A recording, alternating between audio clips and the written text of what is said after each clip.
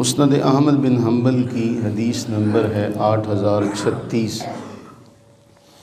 حضرت سیدنا ابو ہریرہ رضی اللہ تعالی عنہ بیان فرماتے ہیں کہ نبی سرور عالم صلی اللہ علیہ وآلہ وسلم نے ارشاد فرمایا، ان حسن الظن من حسن العبادہ، او کما قال۔ مختصر سا ایک جملہ لیکن معانی کا سمندر لیے ہوئے فرمایا، اللہ سے اچھا گمان رکھنا بہترین عبادتوں میں سے ایک عبادت ہے۔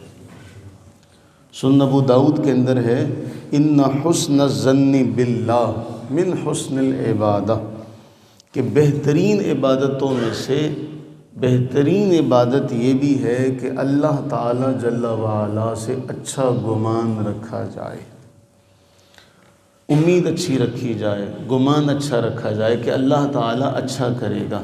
وہ سبق ہے مثبت، کہ اللہ تعالیٰ سے انسان اچھے کی امید رکھے کہ اللہ تعالیٰ میرے ساتھ بہتر کرے گا، وہ برا نہیں کر سکتا۔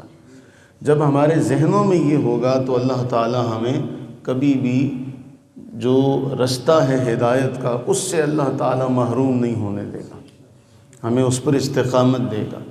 یعنی ہمارا معاملہ کیا ہے؟ قرآن کریم نے بڑا واضح طور پر ارشاد فرمایا، جہاں ذرا سی مشکل آئی وہاں اللہ سے شکوے شکایتیں شروع کر دی، حالانکہ اس میں بھی ہمارے لیے کوئی نہ کوئی بہتری کا پہلو ہوگا جس کا ہمیں اس وقت علم نہ ہو شاید۔ صحیح ابن حبان کی ایک روایت بڑی کمال کی ہے۔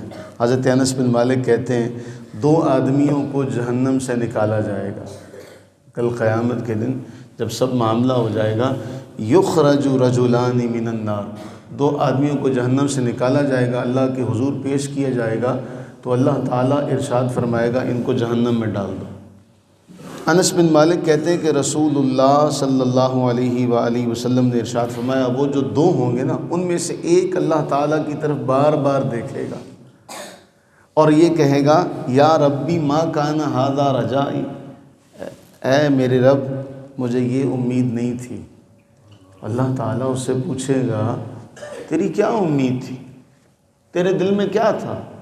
اب اللہ تعالیٰ سب کچھ جانتا ہے لیکن پھر بھی سوال کر رہا ہے، کیا تھا؟ اس نے کہا، وہ کہے گا کہ اے اللہ مجھے یہ امید ہے، مجھے یہ امید تھی کہ جس کو تو ایک بار جہنم سے نکال لے دوبارہ جہنم میں نہیں ڈالے گا، تو نے ہمیں جہنم سے نکالا، مجھے امید تھی کہ اب جہنم سے نکالے جانے کے بعد دوبارہ جہنم میں ڈالا نہیں جائے گا۔ رسول اللہ صلی اللہ علیہ وسلم فرماتے ہیں، اس کی اس امید پر اللہ تعالیٰ اسے جنت میں داخل فرما لے گا۔